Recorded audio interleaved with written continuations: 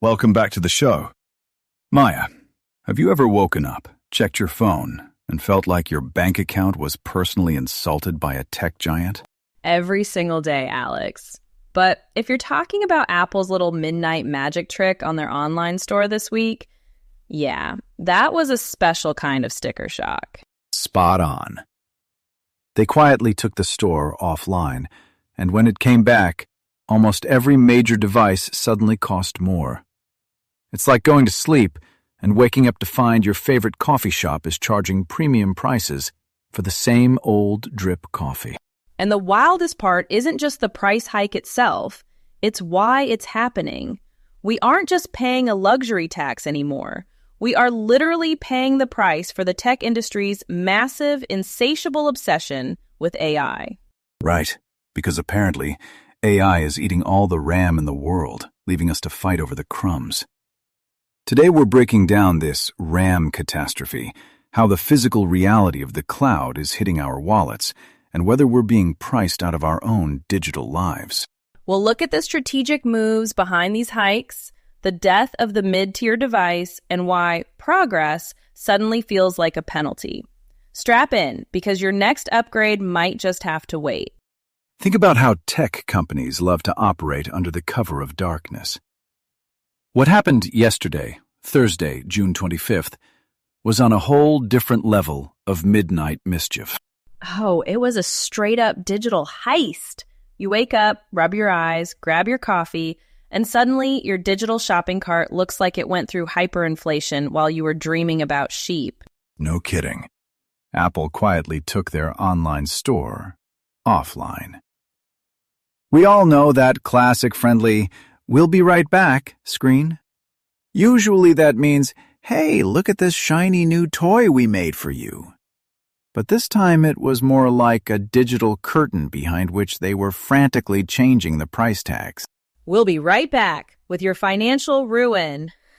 Seriously, they raised prices on 14 of their major products. 14! Macs, iPads, HomePods, nothing was safe. Some of those hikes went up to 33%. 33%. Think about that. If your local grocery store did that to milk overnight, there would be riots in the dairy aisle.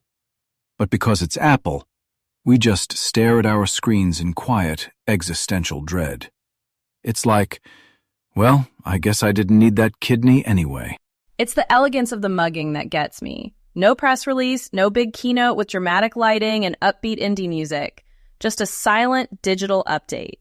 1 minute you're planning your budget, the next, Apple is basically saying, "Hey, we know you love our ecosystem, so we're charging you a premium just to breathe the air inside it." It's wild. Let's talk about the MacBook Neo. It was introduced earlier this year as the ultimate budget-friendly option, the savior of college students, freelance writers, and anyone who just wanted to check emails without taking out a second mortgage. It was $599. A beautiful, accessible price. I remember thinking, wow, Apple actually cares about the people who eat instant ramen for dinner. It was the people's laptop. I almost bought one for my cousin who's starting college. And now, it's $699. A clean $100 jump. Now, $100 might not sound like a fortune to a tech executive in Cupertino, but when I was in college, $100 was the difference between buying textbooks and eating actual vegetables for a month. Seriously, that's like 50 boxes of mac and cheese or 3 months of laundry money. You're basically telling a student, "Hey, you want to write that term paper? Cool. That'll cost you your grocery budget for July." It's wild because they marketed the Neo as this entry-level democratic device. Turns out, democracy has a subscription fee, and the price just went up. It really highlights the gap between corporate perception of affordable and actual human reality. But if you think the Neo got hit hard, the high-end stuff is where the numbers start looking like phone numbers. The MacBook Air with 512 gigabytes of storage, up by $200, now sitting at $1,299. $200 more for the Air? The laptop whose entire identity is being light enough to slip into an envelope? Now it's heavy enough to crush your savings account. What are they putting in these things? Gold dust? And the MacBook Pro with a terabyte of storage went up by $300, making it $1,999. But the absolute crown jewel of this sticker shock is the Mac Studio M3 Ultra. Ugh, this one makes me want to scream into a pillow. Tell them the number, Alex. Let the pain wash over them. It went from $3,999 to $5,299. That is a $1,300 increase, a 33% leap. $1,300! You could literally buy a whole second laptop with just the increase. You could buy a MacBook Air and still have enough left over for a decent pair of headphones. How do you justify a price hike that is literally the cost of a high-end consumer product? It's fascinating because the Mac Studio is meant for professionals, video editors, developers, 3D artists. And the corporate logic is probably, well, these are businesses buying them, they can write it off. But a lot of these professionals are freelancers working from their kitchen tables trying to make rent. A $1,300 jump isn't a rounding error for them. It's a major financial hurdle. It is incredibly brutal. I grew up in a household where we kept the same desktop computer for 10 years. If it got slow, my dad would open it up, blow out the dust, and maybe add a tiny stick of RAM he bought on sale.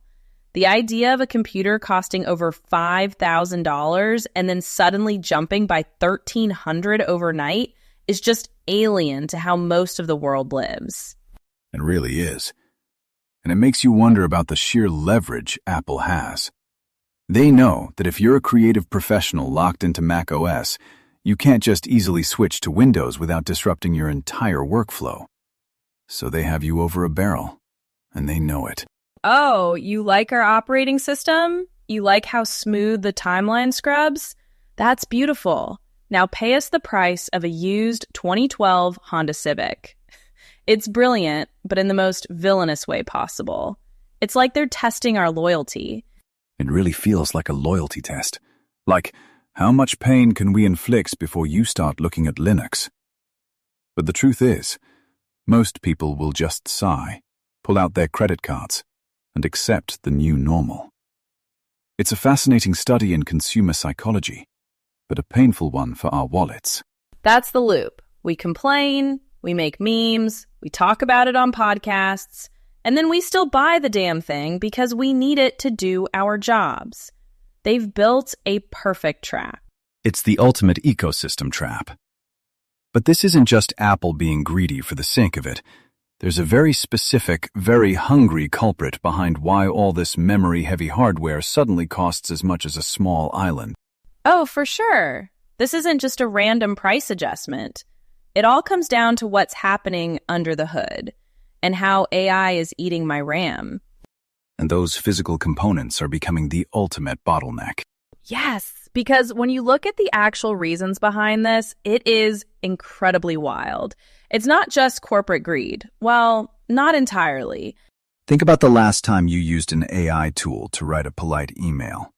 You know, the one where you type, "Tell this guy I'm busy," and it turns it into 3 paragraphs of corporate diplomacy. Oh, the classic, "I hope this email finds you well, but not too well because I don't have time for you," generator. I use it daily. Right. Well, there is a beautiful, tragic irony unfolding right now. That very email generator is currently eating your next laptop. Wait, what? My email generator is physically consuming hardware? Is it crawling out of the screen like some kind of digital tapeworm? Not quite, but close. Apple's official statement blamed their price increases on skyrocketing RAM and SSD costs. And why are those costs skyrocketing? Because of the rapid expansion of AI data centers. Oh, so the cloud isn't just some magical, fluffy place where data goes to sleep. It's actually a massive physical beast that is desperately starving for memory chips. That's the driver. These AI data centers are behaving like hungry digital locusts. They are devouring the global supply of memory chips. Every time a tech giant trains a new large language model or lets millions of people generate pictures of cats wearing sunglasses, they need mountains of high-performance memory.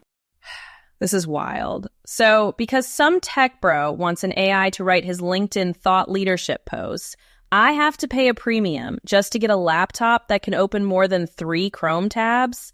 That is the ultimate tax on laziness. It really is.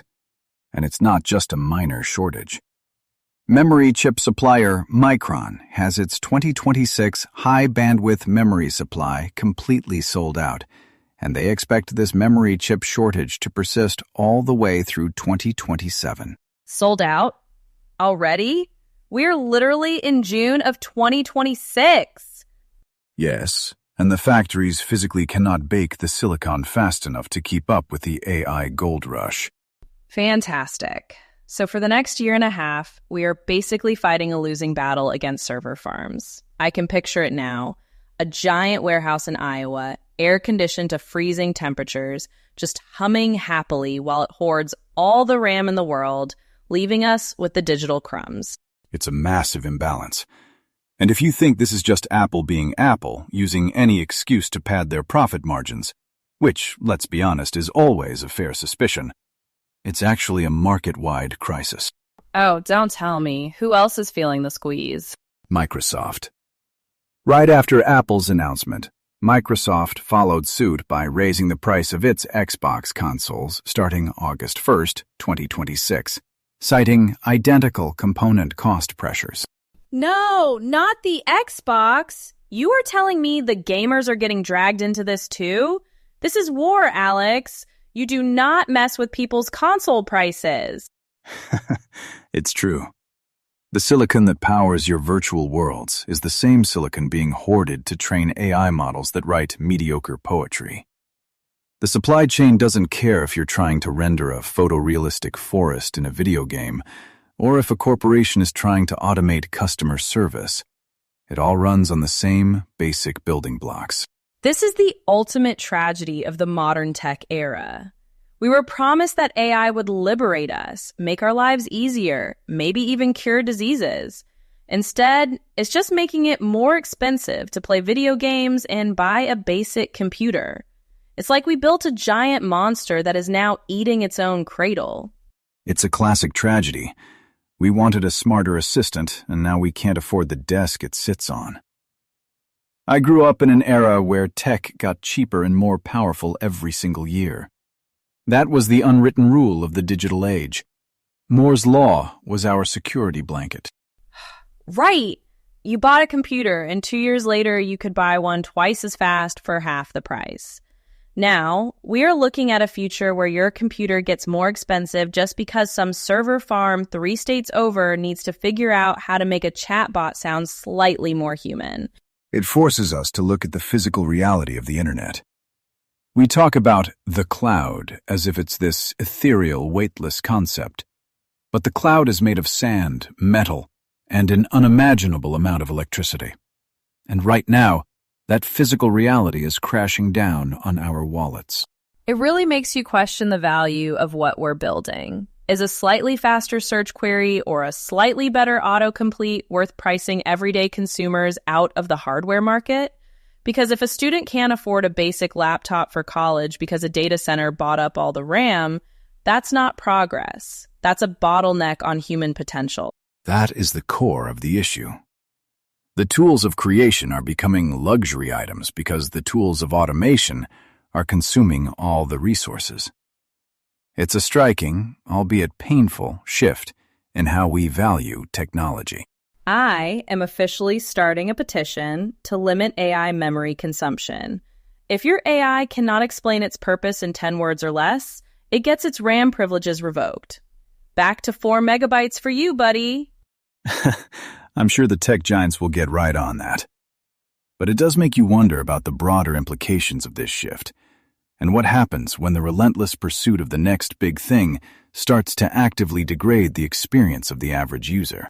No doubt. We are sacrificing the practical present for a highly speculative future. And that trade-off is starting to show some serious cracks. especially when we look at who actually bears the cost of this relentless drive. Because it's easy to look at corporate charts and talk about global supply chains, but the real casualty here isn't some abstract graph. It is the kid starting college this fall, or the entry-level freelance graphic designer trying to scrape together enough gig work to pay rent. Yes, thank you. Because a laptop isn't a luxury anymore, Alex. It is not like buying a gold-plated yacht. If you want to edit video, write code, or even just run basic local AI tools for your coursework, you absolutely need that RAM. And now Apple is basically saying, oh, you want to start your career? That will be your firstborn child, please. Well, maybe just a kidney. But you are right. I remember when I got my first entry-level laptop. It felt like a rite of passage. You saved up, you bought the base model, and you made it work. Now, the base model feels like a trap. If you buy the entry-level spec, you are essentially buying a very expensive paperweight in 2 years because the software demands are outpacing the hardware so fast. It is a total trap, and the wildest part is how they prepared us for this, or rather, how they did not prepare us. They were so incredibly sneaky about it. Ah, you mean the breadcrumbs they left earlier this year. Breadcrumbs? More like a trail of digital gaslighting. Fair enough. For those who weren't obsessively refreshing the Apple Store page, back in March and May of this year, Apple quietly withdrew its 256GB and 512GB unified memory upgrade options. No press release, no big announcement, just poof, gone.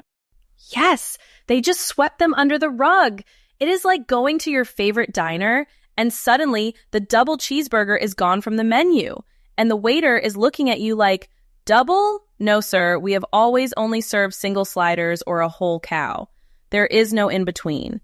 They knew the DRAM costs were climbing, so they just cut the middle tier to force us into the ultra-expensive brackets later. It is a classic supply-side squeeze. By removing those mid-range unified memory upgrades, they forced buyers to either under-spec their machines or jump all the way up to the enterprise-level tiers.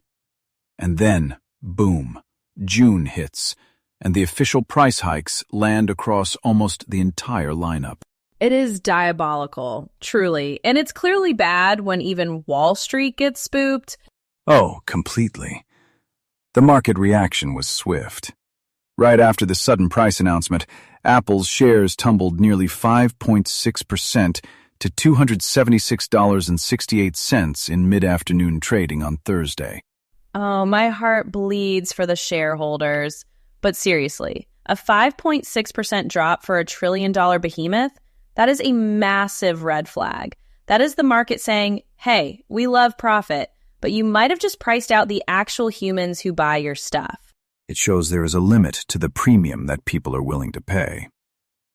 When your stock drops to $276.68 because you raised prices, it means the collective consensus is you might have finally pushed the golden goose off the cliff. And we haven't even talked about the elephant in the room, the one device that everyone has, the one they did not touch in this June price hike. The iPhone. Don't say it. Please don't say what I think you are going to say. I have to, Maya. We have to face the music. While the June price hikes sped the iPhone, the analysts are already looking at the full release. Nabila Popao, an analyst at IDC, expects the upcoming iPhone models to see a $100 to $200 price increase. $200 for a phone? Are they putting actual diamonds in the camera lens? Or is it just because they need to fund their AI dreams? It is the RAM, Maya. To run all those on-device AI features they've been bragging about, the next iPhone needs a massive memory upgrade. And we, the consumers, are going to pay the premium for features we didn't even ask for. Oh, fantastic. So I get to pay an extra $200 so my phone can auto-generate a slightly more passive-aggressive email reply to my boss? Sign me up. Oh, totally. Sent from my $1,400 AI-powered pocket supercomputer. It is wild because we have reached this point where progress feels like a penalty. We used to get excited about tech specs going up because it meant our lives got easier for the same price. Now, progress means a mandatory subscription to inflation. It really changes the dynamic of how we view technology. It is no longer about, what cool things can this do? It is, can I justify this second mortgage to check my emails? Pretty much. But in all seriousness, it forces us to rethink our relationship with these upgrades. Maybe the era of upgrading every 2 years is officially dead. Maybe we start treating our tech like we treat our cars, keep them running until the wheels literally fall off. Honestly, I am down for that. I am going to nurse my current phone until the screen is held together by Scotch tape and hope. And that might be the healthiest outcome of this entire RAM-pocalypse. We stop chasing the shiny new thing, not because we don't want it, but because we literally can't afford the cover charge anymore. Looking back at how this unfolded, we started out complaining about a silent midnight price hike, only to realize we're basically paying a physical tax to fund the tech industry's AI obsession. That's the core of it. It's the ultimate bait and switch. We were promised a frictionless digital future, but the physical reality of building that infrastructure, specifically hoarding every memory chip in sight, means our everyday tools are becoming luxury items. It really redefines cloud computing when the cloud is actively raining on our bank accounts. So, what's the play here for those of us who don't have a corporate expense account? First, treat your current laptop like a delicate heirloom. The era of the casual upgrade cycle is officially dead.